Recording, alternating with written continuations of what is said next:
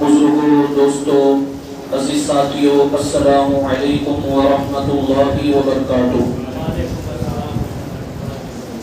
نحمده ونصلي على رسوله الكريم، اما بعد فاعوذ بالله من الشيطان الرجيم، بسم الله الرحمن الرحيم۔ یا ایها الذین آمنوا آمنوا صدق اللہ العظیم وصدق رسوله النبی الامین المکین المختار الکریم ونحن علی ذلک لمن الشاہدین والشاکرین والحمد للہ رب العالمین۔ خطبہ مسنونہ کے بعد میں نے جس آیہ مقدسہ کو پڑھنے کا شرف حاصل کیا، اس آیہ کریمہ کے حوالے سے کچھ گفتگو کرنے سے قبل میں مناسب ہی نہیں بلکہ ضروری یہی سمجھتا ہوں کہ آئیے ہم اور آپ مل کر آقا نامدار، مدینے کے تاجدار، دونوں عالم کے مالک و مختار حضور احمد مجتبی ارواحنا فدا محمد رسول اللہ صلی اللہ تعالی علیہ وسلم کی بارگاہ ناز میں اپنی غلامی کا قبول پیش کرتے ہوئے باواز بلند پڑھے اللہم صلی علی سیدنا و شفیعنا محمد وآلہ و اصحابہ وبارک وسلم صلاۃ و سلاما علیک یا رسول اللہ صلی اللہ تعالی علیہ وسلم۔ حضرات محترم، اللہ رب العزت اپنے پیارے کلام قرآن مجید میں ارشاد فرماتا ہے، یا ایھا الذین آمنوا آمنوا۔ اس کا مطلب یہ ہے کہ اللہ نے ارشاد فرمایا، اے ایمان والو اللہ پر ایمان لاؤ، اے ایمان والو اللہ پر ایمان لاؤ۔ اب اس آیہ کریمہ کے حوالے سے مفسرین کرام ارشاد فرماتے ہیں کہ یا ایھا الذین آمنوا آمنوا، اے ایمان والو اللہ پر ایمان لاؤ۔ اب اس آیہ کریمہ میں چند سوال ہے کہ اے ایمان والو، اللہ رب العزت خطاب کس سے کر رہا ہے؟ ایمان والوں سے۔ یا ایھا الذین آمنوا، اے ایمان والو، ایمان والوں سے خطاب ہو رہا ہے۔ اور کیا خطاب ہو رہا ہے؟ یعنی اللہ کیا فرماتا ہے؟ آمینو، اللہ پر ایمان لاؤ۔ تو جب پہلے سے ایمان والے ہیں تو پھر ایمان کس بات کا؟ قرآن مجید میں بیان کیا گیا، یا ایھا الذین آمنوا، اے ایمان والو، آمنو، اللہ پر ایمان لاؤ۔ تو ایمان والے تو ہم پہلے سے ہی ہیں، تو پھر ایمان دوسرا کس بات کا؟ تو مفسرین کرام ارشاد فرماتے ہیں اس آیہ کریمہ کے حوالے سے کہ مسلمانوں جو یہ خطاب ہو رہا ہے، یہ جو بیان کیا جا رہا ہے کہ اے ایمان والو ایمان لاؤ، یعنی تمہارے ایمان کو اور زیادہ مضبوط کر لو، تمہارے ایمان کو اور زیادہ مضبوط، طاقتور، روحانیت میں مضبوط کر لو۔ تم مسلمان تو ہو، تم نے کلمہ تو پڑھا، تم نے اسلام کو قبول تو کیا، لیکن اسی اسلام کو، اسی کلمے کو تم اور زیادہ پھیلاؤ اور زیادہ مضبوط کر لو، تاکہ تمہاری روحانیت مضبوط ہو جائے اور تم گناہوں سے پاک اور صاف ہو جاؤ۔ یہ ہے آیہ کریمہ کی مختصر سی تفصیل کہ ایمان والوں سے خطاب ہو رہا ہے کہ تم ایمان لاؤ۔ ہم تو ایمان والے ہیں، تو پھر ایمان پھر کس بات کا؟ یہ ایمان اس بات کا کہ ہم اپنے ایمان کو اور زیادہ مضبوط کر لیں، اور زیادہ مضبوط کر لیں، اور زیادہ نمازیں پڑھیں، اور زیادہ قرآن پڑھیں، اور زیادہ ہم تقوی پرہیزگاری اختیار کریں، صدقہ دیں، خیرات دیں۔ یہ ہے ایمان کا مطلب۔ آج آپ کے سامنے مختصر سے انداز میں ایمان کے حوالے سے میں بیان کرنا چاہتا ہوں کہ ایمان کیا چیز ہے۔ اس پوری کائنات میں اگر ہمارے لیے سب سے اہم کوئی چیز ہمارے لیے ہے تو وہ سب سے پہلے ہے ہمارا ایمان۔ اگر ہمارا ایمان صحیح سلامت ہے تو یہ ہماری دنیا صحیح سلامت ہے، اور اگر ہمارا ایمان صحیح نہیں ہے تو پھر ہمارا دنیا میں یہ زندگی گزارنا کسی کام کا نہیں ہے۔ تو عزیزان ملت اسلامیہ، ہمیں اپنے ایمان کو مضبوط کرنا ہے۔ ہم نے لا الہ الا اللہ محمد رسول اللہ صلی اللہ تعالی علیہ وسلم کلمہ تو پڑھ لیا، لیکن اس کلمے کو مضبوط کس طرح کرنا ہے، یہ ہمیں اس بات کی سخت سے سخت ضرورت ہے۔ آئیے میں آپ کو ایک بہت ہی خوبصورت واقعہ بتاؤں اور اس واقعے کے ذریعے ہم ذرا اپنے ایمان کا امتحان لیں اور ہم یہ دیکھیں کہ ہمارے اندر ہمارے دل میں کتنا مضبوط ایمان ہے۔ ایک واقعہ بیان کیا جاتا ہے کہ حضرت عبد الواحد بن زید رضی اللہ تعالیٰ عنہ جو ایک پائے کے بزرگ تھے، وہ سمندری سفر پر تھے، یعنی سمندر کا سفر طے کر رہے تھے۔ اچانک سمندر میں طوفان آیا، بہت بڑا طوفان آیا۔ ہواؤں نے ان کی کشتی کو ایک ٹاپو کے قریب میں، ایک جزیرے کے قریب میں ان کی کشتی کو لا کر کے کھڑا کر دیا۔ جب وہ اس جزیرے پر ٹاپو پر اترے، ان کے ساتھی حضرت عبد الواحد بن زید اور ان کے جو ساتھی تھے جو کشتی پر سوار تھے، وہ جب ٹاپو پر اترے تو انہوں نے دیکھا کہ یہاں پر ایک کافر غیر مسلم جو خدا کے علاوہ دوسری چیزوں کی عبادت کر رہا ہے، اللہ کی نہیں بلکہ دوسری چیزوں کی عبادت کر رہا ہے۔ تو حضرت عبد الواحد بن زید نے فرمایا کہ ہم اس کافر کو اپنی کشتی میں سوار نہیں کریں گے، یہ کافر ہے، غیر مسلم ہے، اس کو ہم اپنی کشتی پر کیسے سوار کر سکتے ہیں؟ یہ تو دوسری چیزوں کی پوجا کرتا ہے، پرستش کرتا ہے، یہ پتھروں کو پوجتا ہے، آنکھ کو پوجتا ہے، اور ہم اللہ کے ماننے والے، اللہ کی عبادت کرنے والے، اللہ کو ایک ماننے والے ہیں۔ تو جب اس شخص سے حضرت عبد الواحد نے پوچھا کہ تم یہاں پر کیا کر رہے ہو؟ تو کہا کہ یہاں پر اپنی زندگی کو گزارتا ہوں، یہاں پر میں رہتا ہوں۔ تو وہ جو مشرک تھا اس نے کہا کہ آپ کہاں سے آئے ہو اور آپ کون ہو؟ تو حضرت عبد الواحد نے فرمایا کہ ہم مسلمان ہیں۔ تو کہا کہ تم مسلمان ہو، ایمان والے ہو، تو تمہیں یہ کیسے پتا چلا کہ تم ایمان والے ہو؟ تو کہا کہ رب العزت نے ہم کو ارشاد فرمایا ہے کہ ہم مسلمان ہیں۔ کہا تمہارا رب کون ہے؟ فرمایا کہ ہمارا رب جس نے زمین کو پیدا کیا، جس نے آسمان کو پیدا کیا، چاند سورج ستارے اسی نے پیدا کیے، اسی نے بنائے ہیں، زمین کا قطرہ قطرہ، زمین کا ذرہ ذرہ اسی نے بنایا ہے۔ کہا یہ بات تم کو کیسے پتا چلی کہ ہر چیز اسی نے بنائی ہے؟ تو حضرت عبد الواحد نے ارشاد فرمایا کہ یہ ہمیں اللہ نے جو اپنے رسولوں کو اور اپنے نبیوں کو بھیجا، انبیاء کو جو دنیا میں بھیجا، ان کے ذریعے ہمیں یہ خبر پہنچی ہے۔ کہا کہ وہ نبی جو تمہارے نبی تھے وہ اب کیوں نہیں ہے؟ تو ارشاد فرمایا حضرت عبد الواحد نے کہ جب تک اللہ کی رضا تھی، یعنی اللہ کی رضامندی تھی، تب تک وہ دنیا میں رہے، پھر اللہ کے حکم کے مطابق اور اللہ کے حکم پر وہ واپس اپنے دنیا میں اور اپنے مقام پر وہ واپس لوٹ گئے، اور آج بھی وہ اپنی قبروں میں زندہ ہیں۔ جس طرح وہ ظاہری زندگی میں زندہ تھے، اس سے کہیں زیادہ ان کی روحانیت ان کی قبروں میں مضبوط ہو گئی ہے۔ تو کہا کہ وہ جو نبی تھے ان کی کوئی نشانی ہے تمہارے پاس کہ وہ نبی تھے؟ آج ان کی کوئی نشانی تمہارے پاس موجود ہے؟ حضرت عبد الواحد ارشاد فرماتے ہیں کہ ہاں، ہمارے پاس ہمارا قرآن مجید ہے، ہمارا قرآن ہے۔ کہا وہ قرآن کہاں ہے؟ حضرت عبد الواحد نے قرآن کو دکھایا، اور قرآن کو دکھانے کے بعد کہا کہ یہ ہمارا قرآن ہے۔ وہ مشرک نے کہا کہ مجھے قرآن پڑھتے نہیں آتا، مجھے قرآن نہیں پڑھتے آتا، تم کچھ اس میں سے سناؤ۔ تو حضرت عبد الواحد نے قرآن مجید کی تلاوت شروع کی۔ سبحان اللہ، قرآن مجید کی تلاوت شروع کی۔ جیسے ہی وہ مشرک نے قرآن مجید کی تلاوت سنی، اس کا دل اسلام کی طرف مائل ہو گیا، اور کہا اور سناؤ۔ حضرت عبد الواحد سناتے گئے۔ تو کہا کہ یہ قرآن یہ کیا ہے اور یہ کس کے پاس سے تمہارے پاس آیا ہے؟ تو حضرت عبد الواحد ارشاد فرماتے ہیں کہ یہ قرآن ہمارے آخری نبی آخر الزمان محمد رسول اللہ صلی اللہ علیہ وسلم کے اوپر نازل ہوا ہے، ان کے ذریعے ہم تک یہ قرآن پہنچا ہے۔ تو وہ شخص کہتا ہے کہ جس قرآن کی تم تلاوت کر رہے ہو، یہ قرآن عام کتاب نہیں ہو سکتی، اور جس پر یہ نازل ہوا ہے، جو اس قرآن کو لے کر کے آیا ہے، وہ شخص بھی معمولی نہیں ہو سکتا۔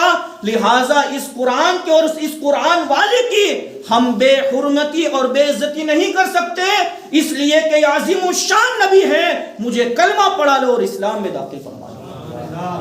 تو عزیزان ملت اسلام یہ کلمہ پڑھا، اسلام میں داخل ہو گیا، وہ غیر مسلم۔ پھر وہ کشتی پر سوار ہوا. حضرت عبدالواحد اپنے ساتھیوں کے ساتھ میں کشتی پر سوار ہوئے. رات کا وقت آیا تو سب لوگ سونے کے لیے بستر پر اپنے جا رہے تھے.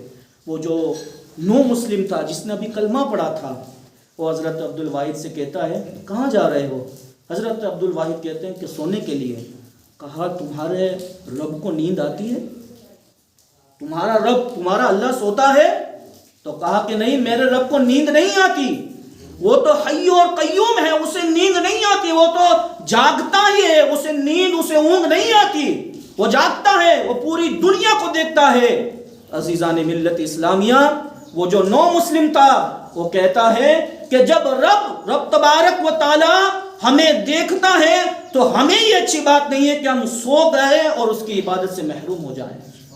وہ پوری رات اسی عبادت میں مصروف رہا. وہ نو مسلم وہ چند صورتیں جو حضرت عبدالواحد نے اس کو سکھائی تھی وہ پوری رات پڑھتا رہا. جب صبح ہوئی ایک کنارے پر، ایک گاؤں کے کنارے پر پہنچے اور ایک اسی گاؤں میں اترے. تو جب اترے وہاں پر تو حضرت عبدالواحد اور ان کے ساتھیوں نے روپیے پیسے جمع کیے، کچھ رقم جمع کی اور یہ جو نو مسلم تھا اس کو دے دی. کہا کہ تم اس رقم سے اپنے گھر کی اخراجات کو پوری کرنا، تم اس رقم سے اپنے گھر کی ضروریات کو پوری کرنا. وہ جو نو مسلم تھا وہ کہتا ہے کہ تم مجھے کیا دے رہے ہو؟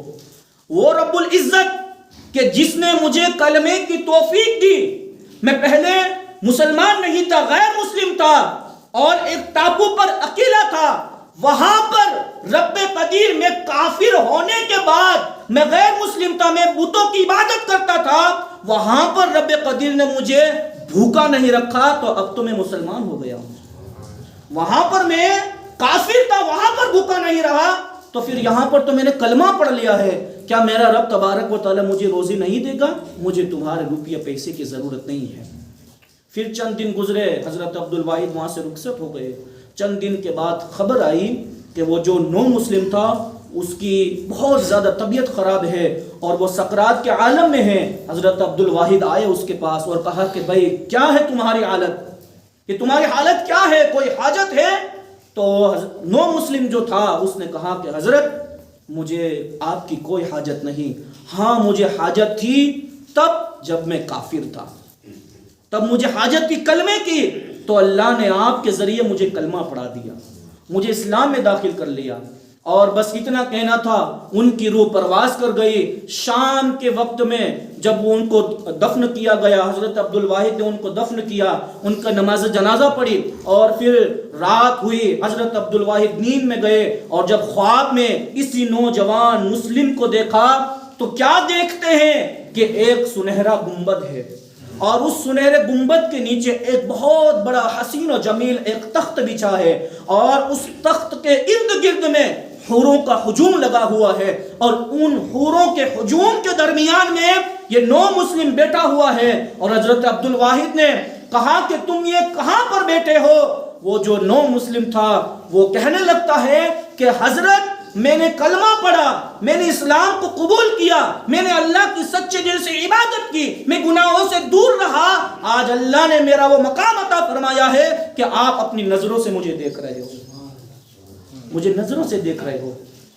اب آج کا دور اگر ہم دیکھیں تو اس واقعے کے ذریعے اگر ہم سوچیں کہ جس نے کلمہ پڑھا، رات بھر اس نے عبادت کی، جس نے اپنی روزی کی پرواہ نہیں کی بلکہ اللہ پر توکل کیا کہ وہ جب دے گا وہ بے حساب دے گا، مجھے لوگوں کی محتاجگی کی ضرورت نہیں ہے. آج ہماری قوم کو دیکھیں، سماج کو دیکھیں کہ ہمارا ایمان، ہم مسلمان تو ہیں لیکن ہم مومن نہیں بن سکتے. اور مومن کون ہے؟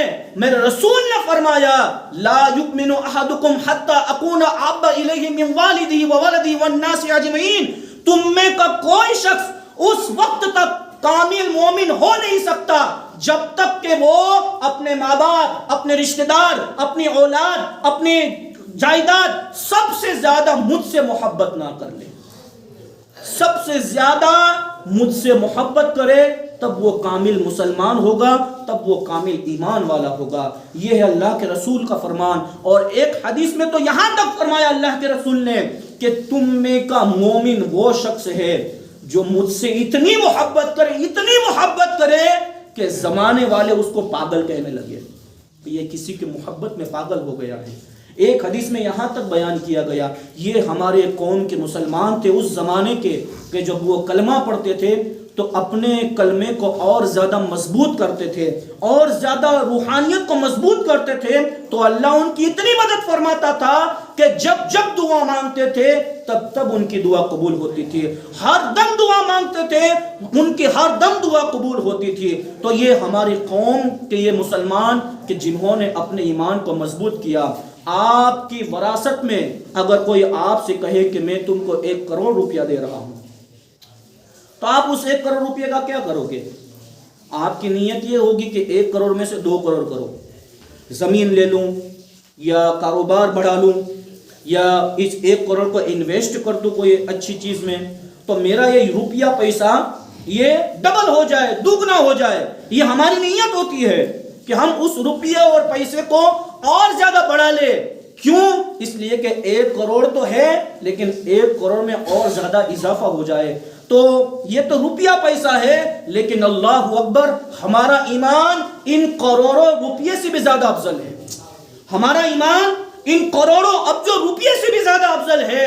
ہمیں جب اللہ نے یہ وراثت میں عطا کیا ہے، ہم جب پیدا ہوئے ہمارے ماں باپ نے ہمیں کلمہ پڑھایا، ہمارے استاذ نے، ہمارے پیروں نے ہمیں کلمہ پڑھایا، ہم مسلمان ہوئے، بڑے ہوئے، تو کیا ہم پر یہ ضروری نہیں ہے کہ اس ایمان کو جو کروڑوں روپیے سے زیادہ دنیا کی ہر نعمت سے افضل و اعلیٰ یہ ایمان جو اللہ نے ہمیں عطا فرمایا ہے، ہم اس کی روحانیت کو مضبوط کریں؟ کیا ہم پر یہ ضروری نہیں ہے؟ ہم نے بس کلمہ پڑھ لیا، ہم بس مسلمان نام کے ہو گئے، ہم پر یہ ضروری نہیں ہے کہ ہم اس کلمے کے ذریعے اپنی نمازوں کو مضبوط کر لیں، اپنے عقیدے کو مضبوط کر لیں، اپنی روحانیت کو مضبوط کر لیں، ہمارے اسلام کو، ہمارے کلچر کو، ہمارے معاشرے کو ہم مضبوط کر لیں۔